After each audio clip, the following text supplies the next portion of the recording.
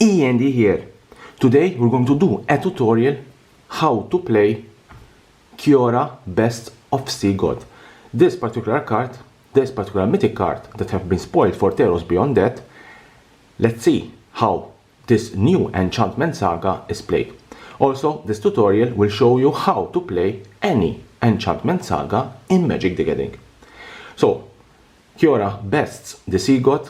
It's a 5 and 2 blue drop, it's a 7 drop, it's an Enchantment Saga, it's a mythic card. Obviously this is a photocopy of the card.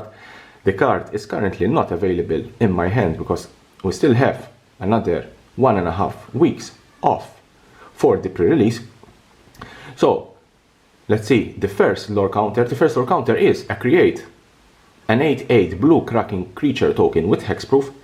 The second lore counter, or the second chapter, you tap all non-land permanents target opponent controls. They don't untap during their controller's next untap step. And the third chapter, gain control of target permanent and opponent controls, untap it. Let's see how we play this particular card. First of all, we need for this particular card 7 mana. Here we have our mana ready. We have 7 lands. Let's tap them. Our lands are tapped, and we're going to play our Enchantment Saga Kiora Best of the Sea God. The spell goes on the stack. It can be countered. Someone can respond to that particular spell. If it's resolved, it comes in play, and the first lore counter is put on the card, on the Enchantment Saga. And the first lore counter says, you create an 8/8 blue cracking creature token with hexproof. So that goes on the Enchantment Saga, and we create our 8/8 Kraken token with hexproof. We put that card in play immediately. As soon as the saga hits the battlefield, chapter 1 kicks in, you put a lore counter on the card, and you will create, in this case, an 8/8 Kraken token creature with hexproof, which it is very difficult to get rid of because of the hexproof. So that it's lore counter 1. Now, it's your turn again.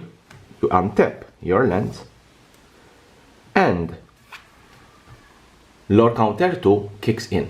You tap all non-land permanents target opponent controls. They don't untap during their controller's next untap step. Chapter 2 kicks in immediately. We increase our lore counter to 2, and you tap, let's say you tap all the non-land permanents of target opponent. Those permanents will not tap in their next controller's turn. Every non-land permanent, you can tap it. Lands, creatures, enchantments, everything, you tap it. Artifacts, you tap them. Simple. And those don't tap back, don't untap back until another turn. Now, at this stage, if you have something that can remove a counter from your saga, you can do so. So if you have a card that tells you remove a counter from target permanent, you can remove a counter from your saga, and it goes back to 1, and your next turn you will repeat chapter 2. Same things if you had one counter, you remove it, next turn kicks in, and you will create another token. So anytime that you, or any card or any spell that can remove a counter from your saga, you will repeat that chapter. Now, we don't have it, we are going to chapter 3. Chapter 3, gain control of target permanent and opponent controls. Untap it. So, it's your turn again. We're going to chapter 3, and I will gain control of target permanent and opponent controls and untap it. But there's a but. As soon as the third in my case, Kiora Best of Sea God has only 3 counters, 3 lore counters. If it was 4, then on the 4th, as soon as the last lore counter hits this saga is destroyed. Yes, so you don't have any chance of removing any counters on it. As soon as it hits the saga is destroyed. Obviously the ability goes on the stack, but the saga is destroyed. That's very important. So it's my turn. Lore counter 3. I will gain control of target parent and opponent's controls and untap it. Saga is destroyed, goes in the graveyard. My saga goes in the graveyard. Obviously, if it has an escape ability, or you have cards that will give your cards in the graveyard escape ability, and in Theros beyond that, we have those cards that you can replay that card again from the graveyard, unless there is Leyline of the Void, when it exiles the card. So the card goes in the graveyard, and I will gain control of target permanent and opponent controls and untap it. And when I say gain control of target permanent, I mean any permanent that my opponent has.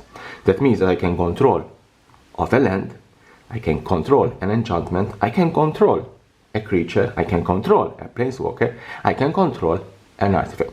Any permanent that my opponent has, I can gain control of it. In my opinion, in my case, I'm going to gain control of a questing beast. I will gain control of it, untap it, and I will swing with it.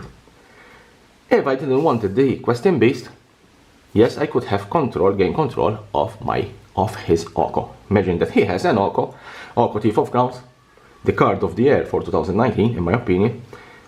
I can gain control of Oko because he's a planeswalker and he's a permanent.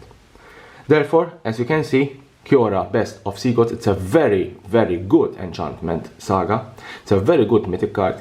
Obviously, the 7-drop, it's quite large, so that it will see probably standard play. I don't think it will be played in standard. 7-drop, it's too large.